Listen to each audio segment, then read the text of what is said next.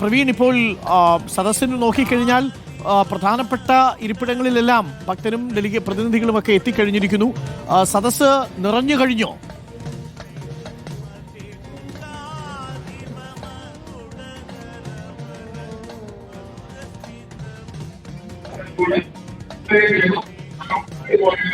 പ്രവീൺ, കേൾക്കാമെങ്കിൽ സദസ്സ് പൂർണ്ണമായും നിറഞ്ഞു കഴിഞ്ഞോ? ഇരിപ്പിടങ്ങളിലെല്ലാം ഭക്തജനങ്ങളും പ്രതിനിധികളും എത്തിക്കഴിഞ്ഞോ? ആഗോള അയ്യപ്പ സംഗമത്തിന്റെ പ്രധാനപ്പെട്ട ഈ ഒരു വേദിയിൽ ഇരിപ്പിടങ്ങളെല്ലാം നിറഞ്ഞു കഴിഞ്ഞു. 3500ഓളം പ്രതിനിധികൾ ഇതിൽ പങ്കെടുക്കുന്നതെന്നാണ് സംഘാടകർ അറിയിച്ചത്. അതിൽ ഭൂരിഭാഗം അംഗങ്ങളും പ്രതിനിധികളും ഇവിടേക്ക് എത്തിക്കഴിഞ്ഞു. ഇപ്പോൾ മുഖ്യമന്ത്രി പിണറായി വിജയനും ആഗോള അയ്യപ്പ സംഗമം അത് ഉദ്ഘാടനം ചെയ്യുന്നതിനായി ഈ പ്രധാനപ്പെട്ട വേദിക്കരികിലേക്ക് എത്തിയിട്ടുണ്ട്. 3500 പ്രതിനിധികൾ എന്ന് സംഘാടകർ നേരത്തെ പറഞ്ഞിരുന്നു. അരുൺ ചോദിച്ചതുപോലെ തന്നെ എല്ലാ ഇരിപ്പിടങ്ങളും ഒട്ടുമിക്കവാറും ഇരിപ്പിടങ്ങളും എല്ലാം നിറഞ്ഞു കഴിഞ്ഞു. ഇപ്പോൾ സംഘാടകർ എല്ലാവരെയും അതിന്റെ ഒരു ക്രമം അനുസരിച്ച് എല്ലാ ഇരിപ്പിടങ്ങളിലേക്കും പ്രതിനിധികളെ ഇരുത്തുകയാണ്. അല്പസമയത്തിനകം തന്നെ ഉദ്ഘാടന സമ്മേളനം ആരംഭിക്കും. അരുൺ, ഓക്കെ. ഇപ്പോൾ റഹീസ് റഷീദ് കൂടിയുണ്ട്. റഹീസ് റഷീദ്, വേദിയിൽ എല്ലാവരും ഭക്തജനങ്ങളും പ്രതിനിധികളും എല്ലാം അവരവരുടെ ഇരിപ്പിടങ്ങളിലേക്ക് എത്തിയിട്ടുണ്ടെന്നാണ് തോന്നുന്നത്. ഇത് മുഖ്യമന്ത്രി വേദിയിലേക്ക് വരികയാണോ റഹീസ് റഷീദ്?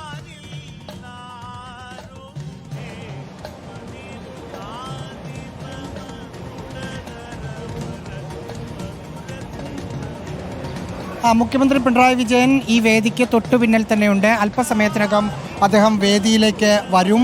ഇവിടെ മന്ത്രി VN വാസവൻ അദ്ദേഹം ഇതുവരെയുള്ള ചടങ്ങുകൾ എല്ലാം ഓക്കെ അല്ലേ എന്ന് അദ്ദേഹം ഒന്ന് ഓടി നടന്ന് നോക്കുകയാണ്. ഒപ്പം ദേവസ്വം സെക്രട്ടറി രാജമാണിക്യമുണ്ട്, ദേവസ്വം പ്രസിഡന്റ് ഇവിടെ ഉണ്ട്. ഇവിടെ ഒരു ചടങ്ങിലേക്ക് കടക്കുകയാണ്.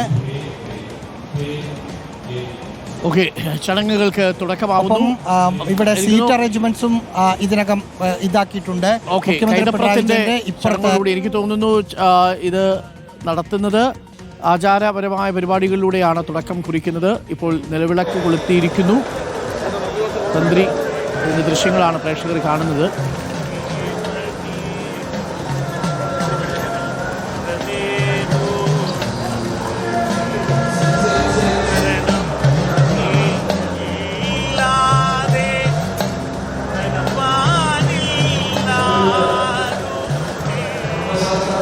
നിലവിളക്ക് കൊളുത്തി ഉദ്ഘാടന കർമ്മം നിർവഹിച്ചിരിക്കുന്നു. ഇനിയിപ്പോൾ മുഖ്യമന്ത്രിയും വെള്ളാപ്പള്ളി നടേശൻ അടക്കമുള്ളവരും സംഗീത് കുമാറും തമിഴ്നാട്ടിൽ നിന്നുള്ള മന്ത്രിമാരും അടക്കമുള്ളവർ വേദിയിലേക്ക് എത്തും. ഇപ്പോൾ അവിടെ നടക്കുന്നത് റഹീസ് റഷീദ് ഉദ്ഘാടന കർമ്മത്തിന്റെ ഭാഗമായിട്ടുള്ള ദീപം തെളിയിക്കലാണ് അല്ലേ? ശബരിമല വിശിഷ്ട വ്യക്തികൾ ഈ വേദിയിലേക്ക് ഏതാനും നിമിഷങ്ങൾക്കുള്ളിൽ എത്തിച്ചേരും. ദീപം തെളിയിക്കലും ലോകമാകെയുള്ള അയ്യപ്പ ഭക്തന്മാരും ദീപം തെളിയിക്കലാണ് അരുൺകുമാർ നടക്കുന്നത്. തന്ത്രിമാർ അടക്കമുള്ള ആചാരപരമായ ദീപം തെളിയിക്കൽ നടക്കുന്നു. അതിനുശേഷമായിരിക്കും മുഖ്യമന്ത്രി വേദിയിലേക്ക് കടന്നു വരിക എന്നാണ് മനസ്സിലാക്കുന്നത്. ഉദ്ഘാടന ചടങ്ങിനോട് അനുബന്ധിച്ചുള്ള ദീപം തെളിയിക്കലാണ് നടക്കുന്നത്. നേരത്തെ നിശ്ചയിച്ചതനുസരിച്ച് തന്നെയുള്ള പരിപാടി. പക്ഷേ ആ ചടങ്ങ് നടക്കുന്ന സമയത്ത് മുഖ്യമന്ത്രിയോ മറ്റ് വിശിഷ്ട വ്യക്തികളോ വേദിയിലേക്ക് എത്തിയിട്ടില്ല. ശബരിമല ക്ഷേത്രത്തിലെ തന്ത്രിയുണ്ട്, ഒപ്പം മന്ത്രി VN വാസവനുണ്ട്, ദേവസ്വം ബോർഡ് പ്രസിഡന്റ് പ്രശാന്തുണ്ട്, സെക്രട്ടറി രാജമാണിക്യമുണ്ട്, ഒപ്പം റാന്നി കോന്നി MLA-മാരടക്കമുള്ള ആളുകളാണ് ഇവിടെയുള്ളത്. ആചാരപരമായ ആചാരപരമായ ചടങ്ങുകളോടെയാണ് ഈ പരിപാടി തുടങ്ങുക എന്ന് നേരത്തെ അറിയിച്ചു. അതനുസരിച്ചുള്ള ചടങ്ങുകളാണ് ഇപ്പോൾ നടന്നുകൊണ്ടിരിക്കുന്നത്. ഇത് കഴിഞ്ഞ ഉടൻ തന്നെ ഉദ്ഘാടന പരിപാടിയിലേക്ക് കടക്കും. മുഖ്യമന്ത്രി പിണറായി വിജയൻ അടക്കമുള്ള നേരത്തെ നിശ്ചയിച്ചിട്ടുള്ള ആരൊക്കെ എത്തും എന്നാണോ ദേവസ്വം ബോർഡ് അധികൃതർ പറഞ്ഞത്, അവരൊക്കെ തന്നെ ഇവിടെ എത്തിയിട്ടുണ്ട്. ഇനി പരിപാടി തുടങ്ങിയാൽ ദേവസ്വം വകുപ്പ് മന്ത്രിയും Devaswom board president, Devaswom secretary ഇവരുടെയൊക്കെ സാന്നിധ്യത്തിലാണ് ഇപ്പോൾ ദീപം തെളിയിക്കൽ നടക്കുന്നത്. ഇതിനുശേഷം മുഖ്യമന്ത്രി എത്തും. സമയത്ത് മുഖ്യമന്ത്രിയോ മറ്റു വിശിഷ്ട വ്യക്തികളോ വേദിയിലില്ല. അവരിപ്പോൾ അല്പസമയത്തുള്ളിൽ ഈ ദീപം തെളിയിക്കലിന് ശേഷമായിരിക്കും അവർ വേദിയിലെത്തി ചടങ്ങുകൾക്ക് തുടക്കമാവുക അല്ലേ? TV പ്രസാദ്.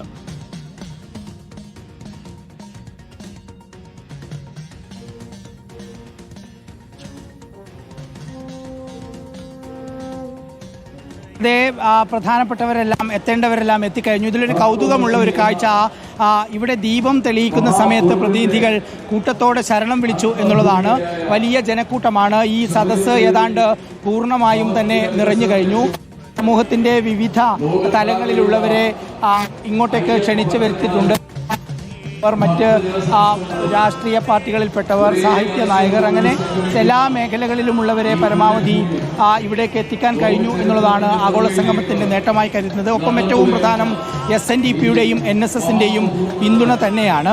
ഇവിടെ നമുക്ക് കാണാം പ്രതിനിധികൾ ധാരാളം ഇവിടെ രാവിലെ തന്നെ, നേരത്തെ തന്നെ നമ്മൾ രാവിലെ 6 മണിക്ക് ഇവിടെ എത്തുമ്പോൾ തന്നെ പല പ്രതിനിധികളും ഇവിടെ എത്തിച്ചേർന്നിരുന്നു.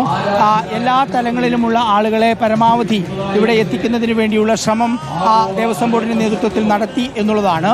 വലിയ ജനപങ്കാളിത്തം, ഏതാണ്ട് ദേവസ്വം ബോർഡ് പറഞ്ഞതുപോലെ 3000-നും 3500-നും ഇടയിൽ തന്നെ ആളുകൾ എത്തി എന്നുള്ളതാണ് 9 മണിയോടുകൂടി ചോദിക്കുമ്പോഴും ദേവസ്വം ബോർഡ് പ്രസിഡന്റ് പറഞ്ഞിരുന്നത്.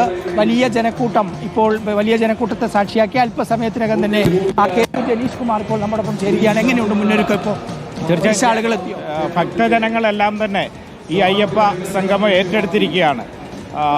ചില ആളുകളെല്ലാം തെറ്റിദ്ധരിപ്പിക്കാൻ വലിയ പരിശ്രമം നടത്തിയിരുന്നു.